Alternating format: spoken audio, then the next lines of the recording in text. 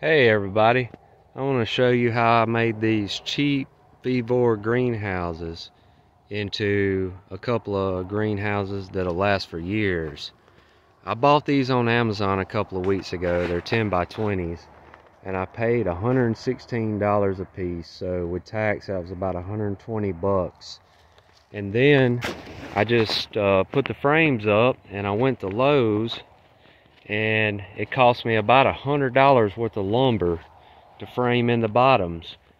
All I had to buy was three 16-foot treated 2x4s, which you see around the length of the base, and then I bought two treated 2x4s that I used to make the ends with.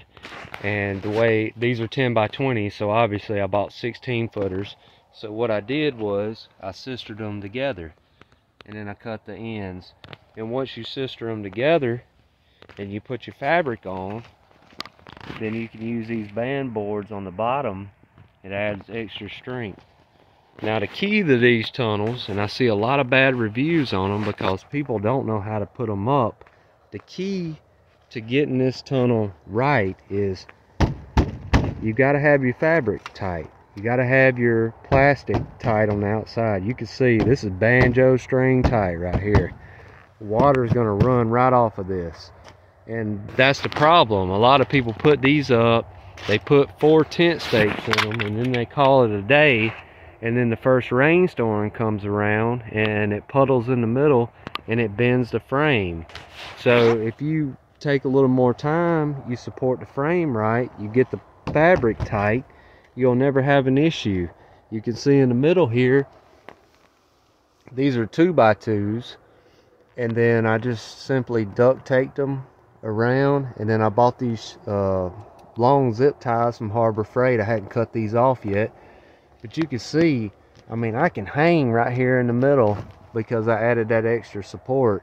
And then as far as the doors go, there's 2 doors, one on each end. I bought 6 8-foot 2x4s, and you can see I cut them at the base. These don't have to be treated, but I cut them at the base, and then I screwed them in up top here into the steel. So I put screws in the top, and then I taped all my joints so the plastic wouldn't catch.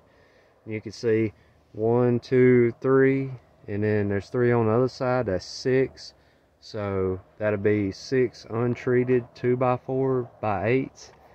And I framed out the doors, because another problem that people have are these zippers. The zippers, they fluctuate in the wind and they get all out of whack and you can't zip it anymore. So I made my doors solid so I can easily unzip them. And then this is like a flow through high tunnel. You can see I planted some stuff in here, but I don't even have this staked to the ground because it's not going to go anywhere. The wood is so heavy that it just kind of weights it to the ground. It is very, very solid. I mean, dadgum, you can't move it if you tried. And it took 4 of us to move it here once we got it assembled. But yeah, I wanted to show you how I did it. I know a lot of people complain about these things, but if you do it the right way and you take a little more time, I mean, these are simple cuts I made on this lumber. It's nothing that anybody could do. I mean, anybody could do this. I made this into a high tunnel that's going to last me for years. And another thing about the cover is we took a bottle of 303 protectant, and then we took one of those squeegees with the long handles like you use to wash a car, and we just sprayed it and went over the top with it to add a little more protection to the plastic. If you do that and you take care of these, this plastic will last for several years. And when it does go bad, all I gotta do is take these boards off right here and just put a new skin on, or I could even put greenhouse plastic on here. It doesn't have to be this stuff. I've already framed it out. But yeah, I just wanted to show you how you could make a very solid greenhouse out of these. I bet total I've got less than $250 per tunnel, I've got 8 of these to put up. I've already done 2 of them. So I'm very happy with my investment. So I highly recommend these if you have the knowledge to put a little time into them. Thanks for watching.